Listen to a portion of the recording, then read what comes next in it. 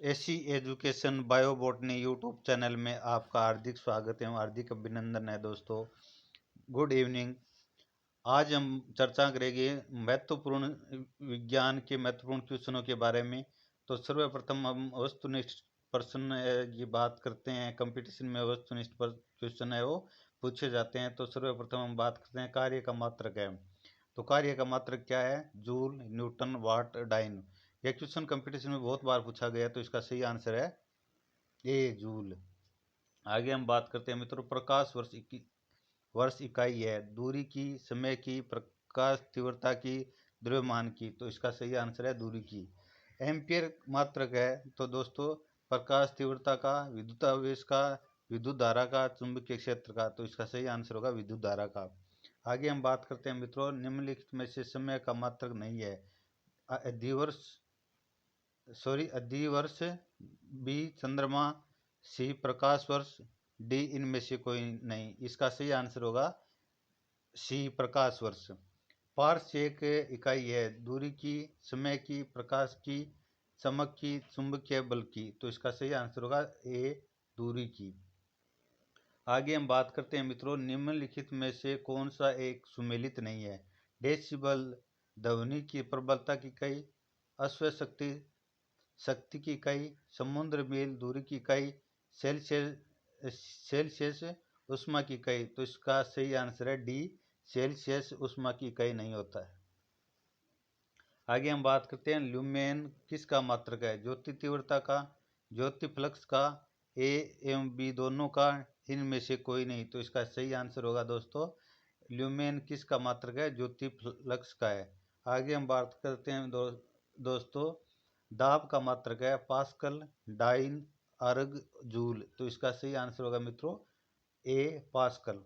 कैंडिला मात्रक है ज्योति फ्लक्स का, ज्योति प्रभाव का, ज्योति दाब का, ज्योति तीव्रता का।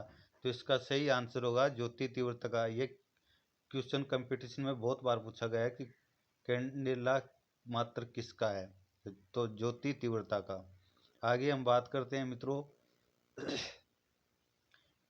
यंग प्रत्यास्थता गुणांक का एसआई मात्रक है डाइन पर सेमी डिग्री, न्यूटन पर मीटर डिग्री, न्यूटन पर metre degree square, metre square पर मीटर स्क्वायर। तो इसका सही आंसर होगा सी, न्यूटन पर metre square degree square, newton पर मीटर डिग्री स्क्वायर होगा। आगे हम बात करते हैं मित्रों, निम्नलिखित युग्मों में से किन भौतिक राशियों का समान विमीय सूत्र नहीं है? तो बल एवं दाब, कार्य एवं ऊर्जा, आवेग एवं संवेग, भार एवं बल। तो इसका सही आंसर होगा मित्रों ए, बल एवं दाब। अदिश राशि है ऊर्जा, बल, आघूर्णन, संवेग, उपयुक्त सभी। तो इसका सही आंसर है मित्रों ऊर्जा, ए। निम्नलिखित में सदिश राशि है तो सदिश राशि क्या है? वेग, द्रव्यमान, समय, लंबाई। तो इसमें सही आंसर होगा मित्रों ए, वेग। आगे हम बात करते हैं, पदार्थ के संवेग और वेग के अनुपात से कौन सी भौतिक राशि प्राप्त की जाती है? वेग, त्वरण, द्रव्यमान, बल। तो इसका सही आंसर होगा सी, द्रव्यमान। शून्य में स्वतंत्र रूप से गिरने वाली वस्तु की का है समान गति होती है, समान वेग होता है, समान त्वरण होता है, समान बल होता है। तो इसका सही आंसर होगा दोस्तों बी, समान वेग होता है।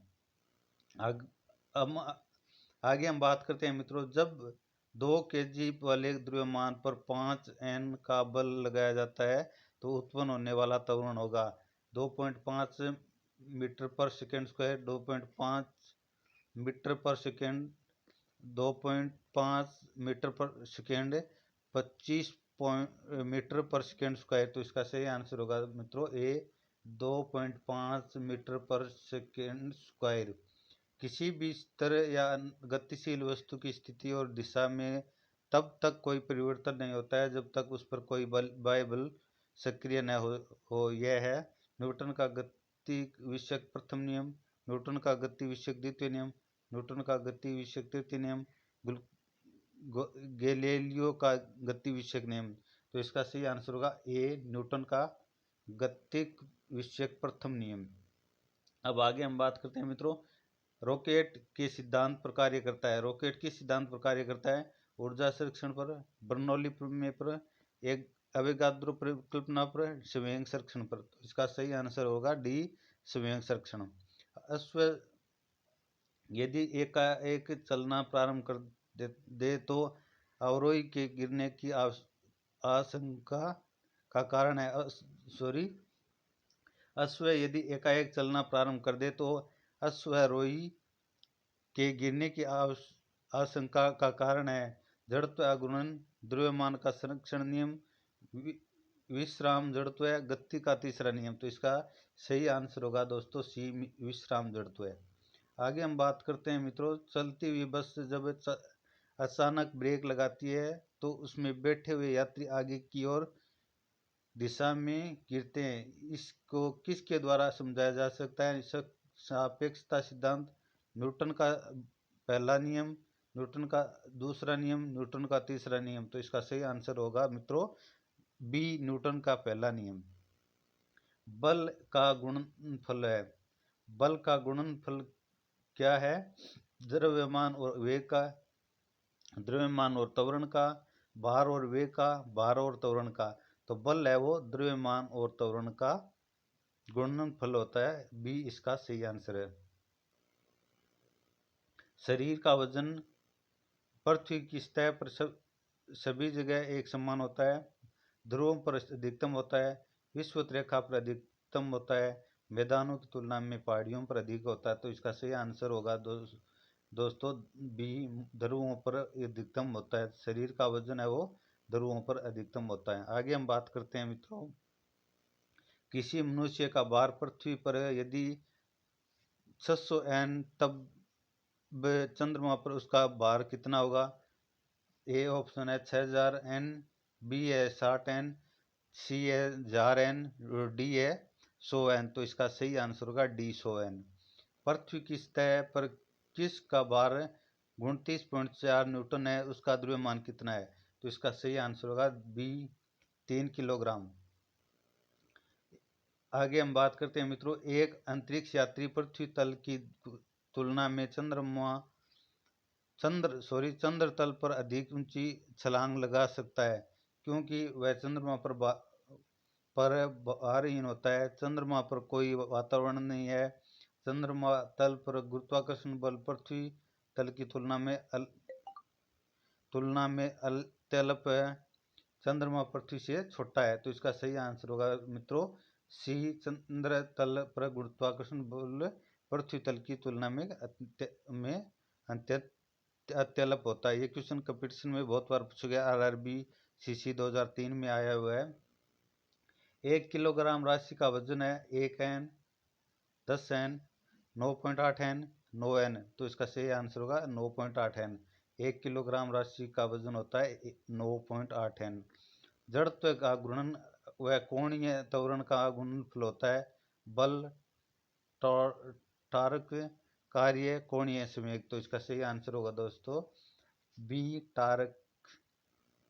आगे हम बात करते हैं मित्रों, जल के आयतन में क्या परिवर्तन होगा यदि तापमान 9 डिग्री सेंटीग्रेड से गिराकर 3 डिग्री सेंटीग्रेड कर दिया जाता है? तो आयतन में कोई परिवर्तन नहीं होगा। आयतन पहले बढ़ेगा और बाद में घटेगा। आयतन पहले घटेगा और बाद में बढ़ेगा, पानी जम जाएगा। तो इसका सही आंसर होगा मित्रों आयतन पहले घटेगा और बाद में बढ़ेगा, सी। आगे हम बात करते हैं, एक बीकर में पानी पर बर्फ तैर रही है। जब बर्फ पूर्णतः पिघल जाएगी तो बीकर में पानी का तल बढ़ेगा घटेगा उतना ही रहेगा, पहले बढ़ेगा बाद में घटेगा। तो इसका सही आंसर होगा उतना ही रहेगा, सी। आगे हम बात करते हैं मित्रों, जब किसी बोतल में पानी भरा जाता है और उससे जमने या दिया जाता है तो बोतल टूट जाती है क्योंकि पानी जमने पर फैलता है, बोतल हिमांक पर सिकुड़ती है, बोतल के बाहर का तापक्रम अंदर से ज़्यादा होता है, पानी गर्म करने पर फैलता है। तो इसका सही आंसर है मित्रों ए, पानी जमने पर फैलता है। आगे हम बात करते हैं मित्रों, सड़क पर चलने की अपेक्षा बर्फ पर चलना कठिन है, क्योंकि बर्फ सड़क से सख्त होती है। सड़क बर्फ से सख्त होती है। जब हम अपने पैर से धक्का देते हैं तो बर्फ कोई प्रतिक्रिया व्यक्त नहीं करती है। बर्फ से सड़क की अपेक्षा घर्षण कम होता है। तो इसमें से आंसर होगा डी, बर्फ में सड़क की अपेक्षा घर्षण कम होता है। आगे हम बात करते हैं मित्रों, एक नदी में चलता हुआ जहाज समुद्र में आता है, तब जहाज का स्तर पहले जितना होगा, थोड़ा ऊपर आएगा, थोड़ा नीचे आएगा, ऊपर या नीचे होगा, जो उसमें पड़े हुए भार पर निर्भर करता है। तो इसका सही आंसर होगा बी, थोड़ा ऊपर जाएगा। आगे हम बात करते हैं मित्रों, लोहे की कील पारे में क्यों तैरती है जबकि यह पानी में डूब जाती है? लोहे की कील पारे में क्यों तैरती है जबकि यह पानी में डूब जाती है? तो इसमें 4 ऑप्शन दिए हुए हैं। लोहे की पारे से रासायनिक क्रिया की प्रवृत्ति पानी की तुलना में कम होने के कारण, लोहे का भार पानी से अधिक है तथा पारे से कम है, लोहे का घनत्व पानी से अधिक है तथा पारे से कम है, पारा पानी से भारी है। तो इसका सही आंसर होगा सी, लोहे का घनत्व पानी से अधिक है तथा पारे से कम है। आगे हम बात करते हैं मित्रों, पानी का घनत्व अधिकतम होता है 100 डिग्री सेंटीग्रेड पर, 4 डिग्री सेंटीग्रेड पर, 0 सेंटीग्रेड पर, -4 डिग्री सेंटीग्रेड पर। तो इसका सही आंसर होगा 4 डिग्री सेंटीग्रेड पर, बी ऑप्शन इसका सही होगा। पानी का घनत्व अधिकतम है जो 4 डिग्री सेंटीग्रेड पर होता है। वस्तु की मात्रा बदलने पर अपरिवर्तित रहेगा, आयतन, भार, द्रव्यमान, घनत्व है। तो इसका सही आंसर होगा डी, घनत्व है। समुद्र में प्लवन करते आइसबर्ग का कितना भाग समुद्र की सतह से ऊपर रहता है? 1/9, 1/10, सी 1/6, डी 1/4। तो इसका सही आंसर है बी, 1/10। बर्फ के दो टुकड़ों को आपस में दबाने पर टुकड़े आपस में चिपक जाते हैं, क्योंकि दाब अधिक होने से बर्फ का गलना घट जाता है, दाब अधिक होने से बर्फ का गलनांक बढ़ जाता है, दाब अधिक होने से बर्फ का गलनांक पहले घटता है फिर बढ़ता है, दाब व गलनांक में कोई संबंध नहीं है। तो इसका सही आंसर होगा मित्रों सी, दाब अधिक होने से बर्फ का गलनांक पहले घटता है फिर बढ़ता है। आगे हम बात करते हैं मित्रों, हवाई जहाज से यात्रा करते समय पेन से स्याही निकलने लगती है, इसका क्या आंसर क्या होगा? ए, वायुदाब में कमी के कारण, वायुदाब में वृद्धि के कारण, स्याही के आयतन में वृद्धि के कारण, अत्यधिक भार के कारण। तो इसका सही आंसर होगा मित्रों ए, वायुदाब में कमी के कारण। आगे हम बात करते हैं मित्रों, ऊंचाई की जगहों पर पानी 100 सेंटीग्रेड के नीचे तापमान पर क्यों उबलता है? तो इसका सही आंसर क्या होगा? ए ऑप्शन है, क्योंकि वायुमंडलीय दाब कम हो जाता है, अतः उबलने का बिंदु नीचे आ जाता है, क्योंकि गुरुत्वाकर्षण कम होता है, पर्वतों पर भारी हवाओं के कारण। डी है उपयुक्त में से कोई सही नहीं है। तो इसका सही आंसर है ए, क्योंकि वायुमंडलीय दाब कम हो जाता है अतः उबलने का बिंदु नीचे आ जाता है। आगे हम बात करते हैं मित्रों, साबुन के बुलबुले के अंदर का दाब वायुमंडलीय दाब से अधिक होता है, वायुमंडलीय दाब से कम होता है, सी वायुमंडलीय दाब के बराबर होता है, डी वायुमंडलीय दाब का आधा होता है। तो इसका सही आंसर होगा ए, वायुमंडलीय दाब से अधिक होता है। आगे हम बात करते हैं मित्रों, वायु दाब मापी की रीडिंग में अचानक गिरावट इस बात पर का संकेत है कि मौसम शीतल तथा शांत होगा, वर्षा युक्त होगा, ठंडा होगा, तूफानी होगा। तो इसका सही आंसर होगा डी दोस्तों, तूफानी होगा। आगे हम बात करते हैं, प्रेशर कुकर में खाना जल्दी पकता है क्योंकि अधिक दाब पर पानी कम तापक्रम पर उबलने लगता है, अधिक दाब पर पानी अधिक तापक्रम पर उबलने लगता है, पानी 100 सेंटीग्रेड पर ही उबलता है लेकिन अधिक दाब पर ऊष्मा की मात्रा अधिक होती है, कुकर के अंदर संवहन धाराएं उत्पन्न होती है।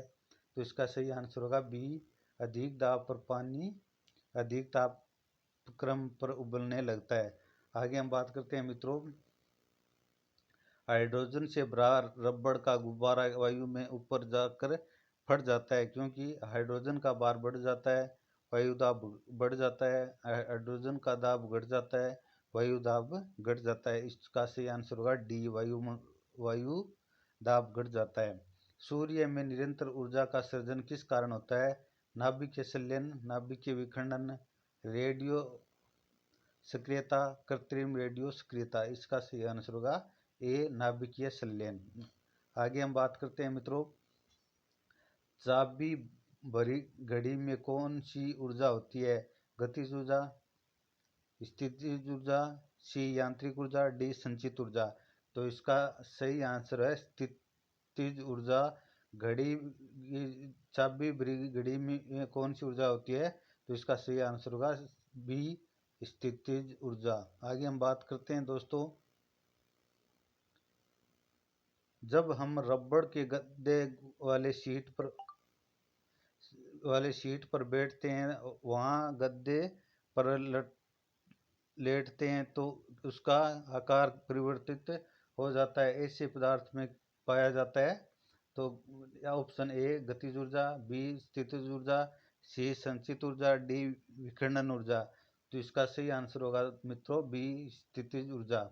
आगे हम बात करते हैं मित्रों, निम्नलिखित में से किस में गतिज ऊर्जा नहीं है? चली हुई गोली, बहता हुआ पानी, चलता हथौड़ा, खिंचा हुआ धनुष। निम्नलिखित में से किस में गतिज ऊर्जा नहीं है? तो खिंचा हुआ धनुष।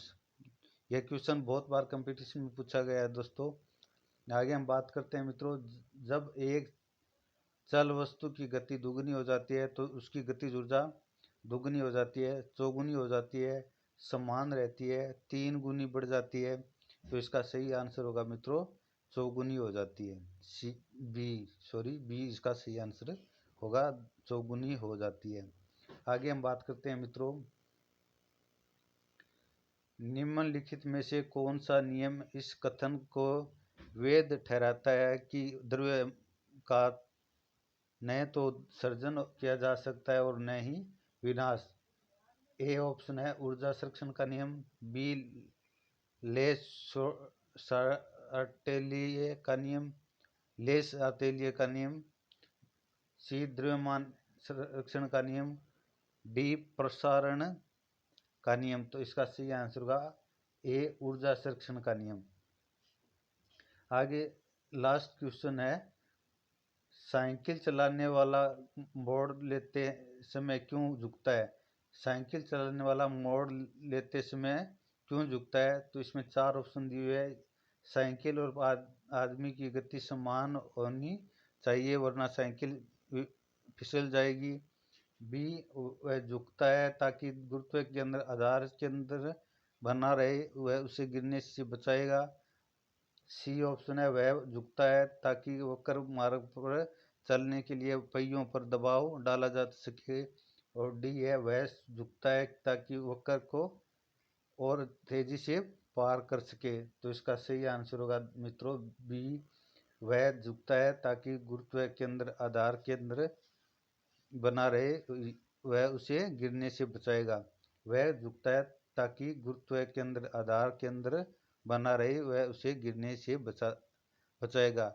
इस प्रकार हम महत्वपूर्ण क्वेश्चनों के बारे में आज चर्चा की विज्ञान के। वीडियो अच्छा लगा तो लाइक करें, शेयर करें, कमेंट करें। धन्यवाद।